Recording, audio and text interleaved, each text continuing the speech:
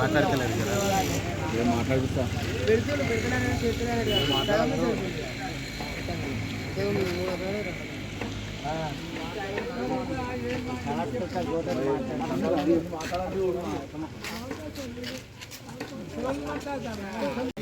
ముంగట మీరు ముంగట అన్నా నువ్వు కొంచెం వెనుకకుండే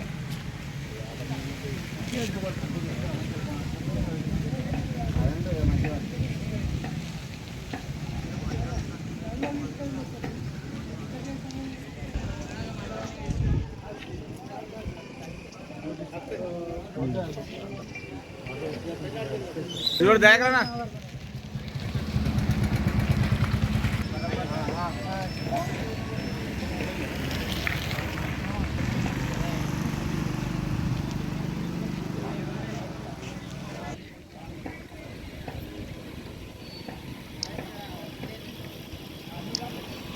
మన కలుగుతున్నా మరి కలవదు మరి వాళ్ళ పొద్దున పోతారు మందికే గట్టి మంది చెప్పమంటే వాళ్ళు నాతో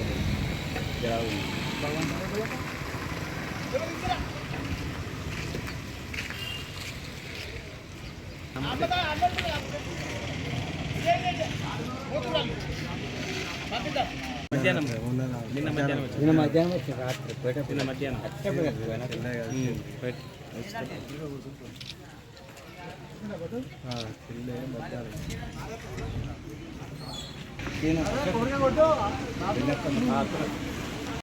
ఈరోజు స్వామి వివేకానంద జన్మదిన వేడుకలను పురస్కరించుకొని 163వ జయంతి వేడుకలను ఈరోజు రామక్కపేట గ్రామంలో అంగరంగ వైభవంగా వివేకానంద యూత్ ఆధ్వర్యంలో నిర్వహించడం జరిగింది.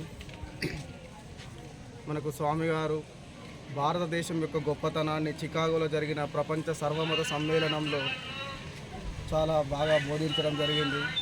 ఫస్ట్ ఇంట్రడక్షన్ ఇవ్వడంలోనే డియర్ బ్రదర్స్ అండ్ సిస్టర్స్ అని మొదలుపెట్టడంతో మన భారతదేశ యొక్క ఖ్యాతిని ఆ ఒక ఇంట్రడక్షన్ తోటే తెలియజేయడం జరిగింది. మరి యువత ఏ విధంగా ఉండాలి, దేశం ముందడుగు పోవాలంటే యూత్ సపోర్ట్ ఏ విధంగా ఉండాలని స్వామివారు చేసిన హితబోధన చాలా బాగుంటుంది. అందుకే భారత ప్రభుత్వం ఈరోజు జనవరి 12th రోజున నేషనల్ యూత్ డేగా ప్రకటించడం జరిగింది. స్వామి మెయిన్ ఒక కొటేషన్ ఉంటుంది, all powers with in you, you can do anything and everything. ఆ ఒక్క కొటేషన్ సరిపోతుంది. ప్రతి మనిషి మీ యొక్క అత్యున్నత శిఖరాలను దాటడానికి ఏ విధంగా తనను తాను తక్కువ అంచనా వేయకుండా నీ లోపల అన్ని సామర్థ్యాలు ఉన్నాయనేది స్వామి చెప్పే కొటేషన్ ఉంటుంది. మరి యువత మెయిన్, ప్రపంచంలో అత్యధిక యువత ఉన్న దేశం భారతదేశం. మనం ఇప్పుడు అభివృద్ధి చెందుతున్న దేశం.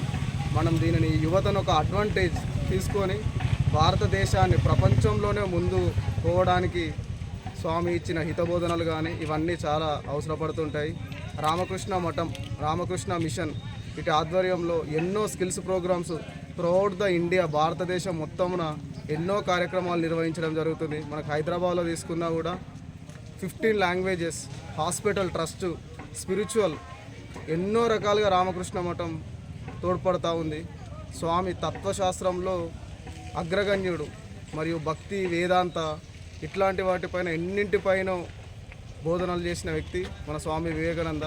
గురువుగారు రామకృష్ణ పరమహంసను ప్రియ శిష్యుడిగా ఉంటూ అమ్మ శారదామాయి యొక్క ఆశీస్సులతో స్వామి ఈ విధంగా ప్రపంచంలో గొప్పవాడుగా ఎదగడం జరిగింది.